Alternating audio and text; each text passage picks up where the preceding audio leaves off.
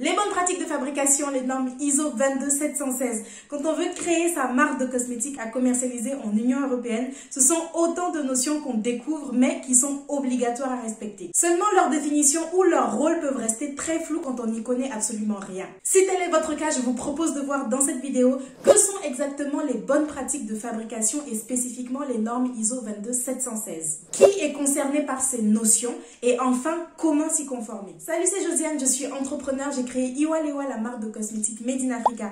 Ici, je partage mon parcours afin de bâtir une communauté où nous pourrons évoluer tous ensemble en productivité, self-esteem et business. Récemment, en faisant de la lecture, je suis tombée sur cet article d'Ecomundo qui détaillait les bonnes pratiques de fabrication. Ecomundo est en fait un cabinet de toxicologie de renom et ils tiennent un blog que je vous recommande vivement de consulter car il y a beaucoup d'informations. Je vous mets le lien vers l'article en question en barre de description. En le lisant, je me suis dit, tiens, ça pourrait être un bon sujet de vidéo ça. Effectivement, la connaissance des bonnes pratiques de fabrication est essentielle lorsqu'on veut créer sa marque de cosmétiques car c'est ce qui conditionne un peu tout le processus de création de produits et surtout elles sont obligatoires à respecter. Il peut être assez difficile de comprendre exactement de quoi il s'agit, qu'est-ce qu'elles disent exactement. Alors ce sont ces informations que je vous apporte ici. Qu'est-ce que les bonnes pratiques de fabrication en cosmétique? Sans plus tarder, c'est parti pour la vidéo. Première partie, on entre dans le vif du sujet. Qu'est-ce que les bonnes pratiques de fabrication? Les bonnes pratiques de fabrication de façon générale, c'est un ensemble de textes qui indiquent comment doit être fabriqué un produit pour qu'il soit considéré comme étant de qualité, pour qu'il soit accepté, validé par les autorités compétentes. Donc, vous ne retrouvez pas des bonnes pratiques de fabrication que dans l'industrie cosmétique.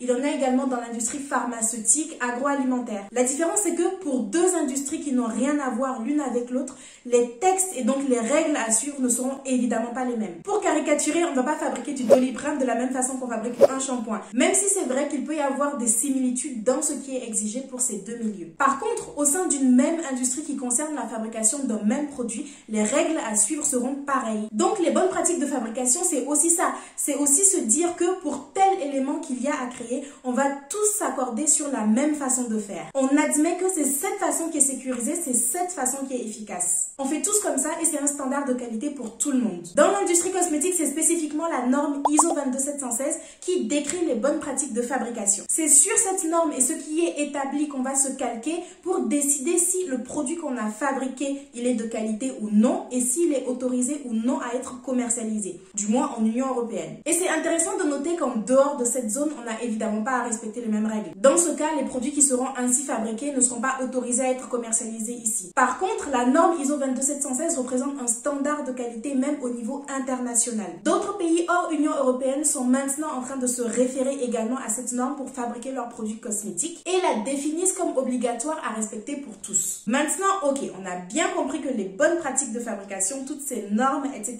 étaient là pour que tout le monde fasse un petit peu pareil, qu'on observe un gage de qualité. Mais il y a un autre aspect qui est intéressant de noter, c'est que ces normes sont là pour créer un cadre qui va garantir la sécurité des consommateurs. On voit souvent la réglementation cosmétique comme la grande méchante qui est là vraiment pour compliquer la vie de tous, détruire toute possibilité de créer aisément de nouvelles choses. Mais en fait, son but premier, c'est vraiment de protéger. Heureusement aussi parce que si on autorisait tout à être commercialisé sans faire aucun contrôle, on aurait encore plus de chances de s'appliquer sur la peau des produits qui sont très très nocifs. Mais même avec tous ces contrôles, on le sait, l'industrie cosmétique n'est pas parfaite, on fait encore des découvertes peu réjouissantes. Donc la réglementation évolue aussi avec ce qu'on apprend, elle s'adapte, elle se durcit. Deuxième partie, qui est concerné par les bonnes pratiques de fabrication. Maintenant que nous savons à peu près ce que sont les bonnes pratiques de fabrication, à quoi elles servent, on peut légitimement se demander, qui est concerné par tout ça, qui doit poser quelle action. Les bonnes pratiques de fabrication vont indiquer comment doivent être fabriqués, conditionnés et stockés les produits cosmétiques. Donc, les premières personnes qui vont être directement concernées,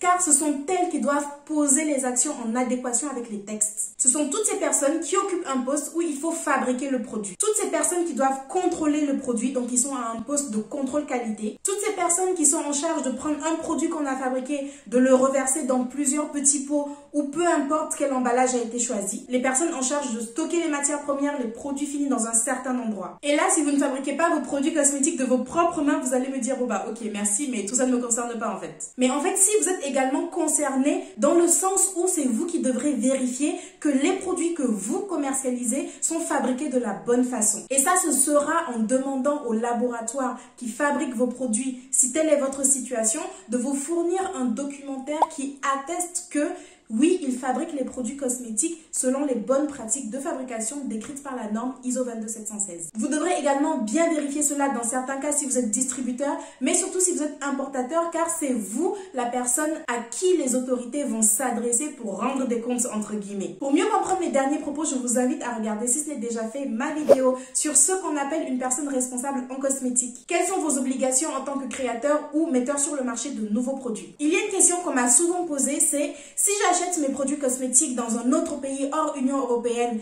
je les achète tout prêts et je veux juste les revendre en Union européenne, là je n'ai pas contrôlé la fabrication. Est-ce que le respect des bonnes pratiques de fabrication est toujours obligatoire ou juste le dossier information produit suffit à commercialiser? Je rappelle que le dossier information produit ou le DIP est un dossier qui rassemble plusieurs informations essentielles sur le produit cosmétique et il est obligatoire de le détenir pour la vente. Tous les détails dans cette vidéo. Donc, imaginons que j'ai découvert des produits de beauté que j'aime bien au Japon, qui sont très efficaces, et j'ai envie de les acheter en gros pour venir les revendre en France. Est-ce que je suis toujours concernée par les bonnes pratiques de fabrication? C'est vrai qu'on pourrait se dire que tant qu'on a un dossier information produit, tout est bon, ça peut passer. Mais en fait, là où vous allez vous retrouver bloqué, c'est que dans la constitution du dossier information produit même, vous aurez besoin d'insérer ce document qui atteste que les produits ont été fabriqués selon les normes. Sans quoi, le DIP sera incomplet. Et même si on se pose un moment, vous croyez vraiment qu'on va demander au laboratoire en Union européenne d'être à cheval sur autant de choses, de respecter autant de règles pour qu'on puisse juger leurs produits comme conformes? Tout ça pour à la fin aller dire aux autres, bon bah vous êtes hors zone UE, donc c'est bon, on vous pardonne, les normes ISO 22716 deviennent facultatives. Non, ce serait une grosse incohérence et une grosse injustice d'ailleurs. Donc si vous êtes importateur, vous devrez également vérifier la conformité des produits dans leur processus de création en demandant des infos à votre fournisseur. Troisième partie, quelques exigences des bonnes pratiques de fabrication et comment s'y conformer. Ok, qu'est-ce que les bonnes pratiques de fabrication? Check. Qui est concerné? Check. Maintenant, que disent les bonnes pratiques de fabrication exactement et qu'est-ce qui certifie? Qu'est-ce qui peut prouver qu'on respecte bien les règles? Les normes ISO 22716 au complet sont accessibles via le lien que je vous laisse en description et elles sont payantes. Je vous donne aussi quelques lignes directrices dans cette vidéo, mais en gros, les normes vont concerner l'aménagement du lieu de travail, à savoir la fabrication, le conditionnement, le stockage, comme on l'a mentionné plus haut. Tout doit être aménagé de sorte à empêcher le mélange des produits. La ventilation présente dans les locaux doit être suffisante à protéger les produits. Il faut faire le nécessaire pour favoriser le passage de l'air, surtout si ce sont des cosmétiques qui sont sensibles à l'humidité. La température aussi doit être contrôlée pour rencontrer les conditions idéales à leur maintien. Les normes concernent l'hygiène, les locaux doivent être bien nettoyés et les produits qui sont utilisés pour le nettoyage doivent être bien identifiés. Il doit y avoir un plan de protection contre les parasites. Les normes vont également concerner le personnel. L'organigramme de l'entreprise doit être clair. Les personnes à chaque poste doivent être évidemment compétentes, mais elles doivent aussi avoir de la documentation à disposition pour la bonne mise en œuvre des opérations. Les normes vont concerner la production même, l'équipement, le traitement des déchets, etc., etc. Donc, vous le comprenez, le laboratoire qui doit fabriquer vos produits doit être aménagé d'une certaine façon et prendre certaines mesures. Il reste juste une étape pour vérifier que tout est bien en place et enfin vous fournir le document dont on parlait plus haut qui dit voilà, les produits cosmétiques sont bien fabriqués selon la norme ISO 22716 et que vous allez pouvoir insérer dans votre dossier information produit. Le laboratoire doit être soumis à un contrôle. Là, il y a deux choix. L'entreprise peut procéder à un audit interne. Là, c'est l'auditeur qui va venir examiner, contrôler que tout est bien en place. Il va vérifier toutes les installations, voir ce qui est bien, ce qui n'est pas bien, ce qui peut être amélioré. L'entreprise a aussi le choix de faire appel à un prestataire extérieur qualifié et ce sera à ce prestataire de venir faire les vérifications nécessaires. Aussi paradoxal que cela puisse paraître pour une réglementation aussi stricte, il n'existe pas d'organisme certificateur officiel pour la norme ISO 22716. Dites-moi en commentaire si cette vidéo vous a été utile et quel autre sujet vous voudriez que je traite la prochaine fois. Je vous laisse consulter toute la playlist qui s'affiche à ma gauche. Elle rassemble toutes les vidéos que j'ai créées en rapport avec le sujet du jour et encore plus. Abonnez-vous pour ne pas manquer d'autres contenus de ce type. Je poste tous les mercredis et les dimanches des vidéos en rapport avec la création d'une marque de cosmétiques, l'entrepreneuriat de façon générale, mais aussi la motivation, la productivité au travail. Il est temps pour moi de sonner la fin de cette vidéo, alors je vous dis à dans quelques jours. Ciao!